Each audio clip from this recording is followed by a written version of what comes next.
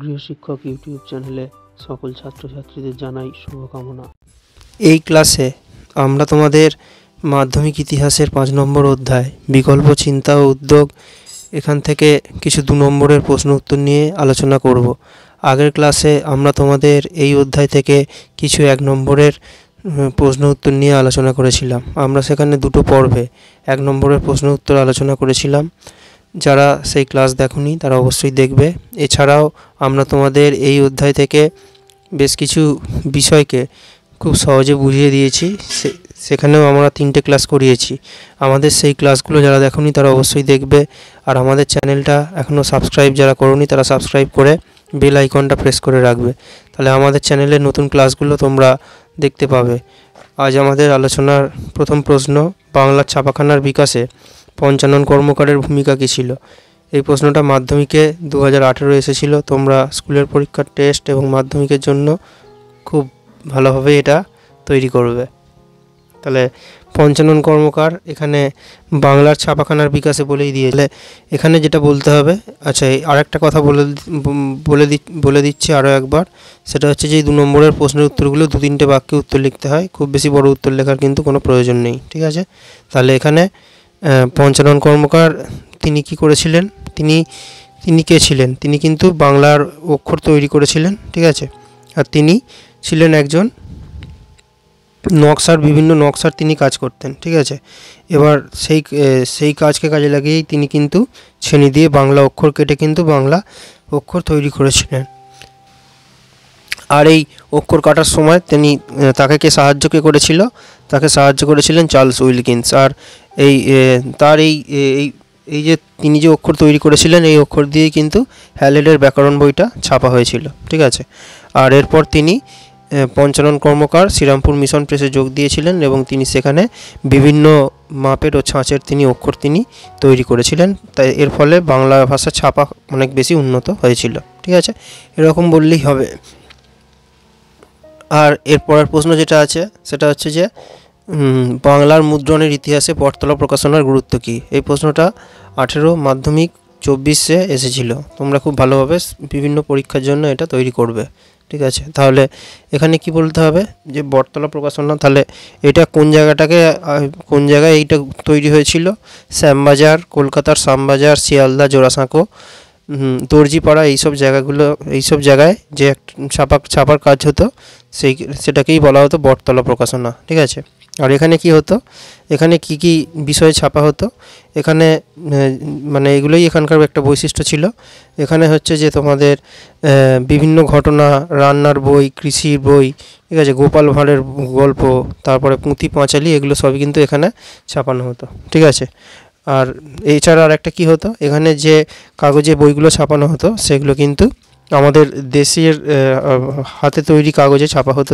তাই জন্য কী হতো, খুব সহজেই অনেক কম খরচে কিন্তু এখানে ছাপানো যেত। তা সেই জন্য এইগুলো খুব সহজেই বিক্রি হয়ে যেত, ঠিক আছে? তাহলে এইটা বললেই হবে। আর এর পরের প্রশ্ন হচ্ছে যে চার্লস উইলকিন্স কে ছিলেন? চার্লস উইলকিন্স স্মরণীয় কেন? 2টো প্রশ্ন যাই দিক একই রকম উত্তর হবে। এটাও কিন্তু মাধ্যমিকে 2019-এ এসেছিল। তোমরা খুব ভালোভাবে এই প্রশ্নটাও তৈরি করবে, ঠিক আছে? তাহলে এখানে কিন্তু এই প্রশ্নের উত্তরটা আর ওই পঞ্চানন কর্মকারের ভূমিকা, এই দুটো কিন্তু অনেকটা একই রকম হবে, ঠিক আছে? তাহলে চার্লস উইলকিন্স তিনি একজন ইংরেজ ছিলেন, আর তিনি ওই হ্যালেডের বাংলা ব্যাকরণ বই ছাপানোর দায়িত্ব নিয়েছিলেন। এর জন্য তিনি ওই পঞ্চানন কর্মকারের যে অক্ষর তারা দুজনে তৈরি করেছিল সেইটা দিয়ে কিন্তু এই বইটা ছাপানো হয়েছিল। এরপর চার্লস উইলকিন্স চুঁচুড়াতেও কিন্তু ছাপাখানা তৈরি করেছিলেন এবং তিনি সেখানে a grammar of Bengal language বইটি তিনি প্রকাশ করেছিলেন। তাহলে এইগুলোর জন্যই তিনি স্মরণীয়, ঠিক আছে? এটা বললেই হবে। এছাড়া আরও যদি তোমরা এক্সট্রা কিছু পাও তাহলে তোমরা অবশ্যই বলবে, ঠিক আছে? আর আমাদের ক্লাস কেমন লাগছে সেটা তোমরা কমেন্টে অবশ্যই জানাবে। আর এই ক্লাসগুলো তোমরা অবশ্যই বন্ধুদের মধ্যে শেয়ার করবে, ঠিক আছে? আর এর পরের প্রশ্ন, বিদ্যাসাগর ষাট বলতে কী বোঝায়? এই প্রশ্নটাও 2022-এ আর 2024-এ এসেছিল। খুব ভালোভাবে তোমরা এই প্রশ্নটা তৈরি করবে। তাহলে এখানে কি বলতে হবে যে বাংলা ছাপাখানায় যারা গুরুত্বপূর্ণ ভূমিকা নিয়েছিল তাদের মধ্যে অন্যতম কে ছিলেন, মানে তিনিও কিন্তু বিভিন্ন বই ছেপেছিলেন, তিনি হলেন বিদ্যাসাগর, ঠিক আছে? তাহলে তিনি এই যে ছাপা, যে এতদিন পর্যন্ত যে ছাপা হতো সেই সব ছাপার বাইরেও তিনি নিজের মতো করে একটা খুব সহজভাবে অক্ষরগুলোকে আরও সুন্দরভাবে তৈরি করে তিনি একটা অন্যরকম ছাপার উদ্যোগ তিনি নিয়েছিলেন। ঠিক আছে, সেখানে খুব সহজ সরলভাবে নিজস্ব একটা পদ্ধতিতে তিনি অক্ষর তৈরি করেছিলেন। এটাই কী নাম? এটাই হচ্ছে বিদ্যাসাগর স্যার নামে পরিচিত।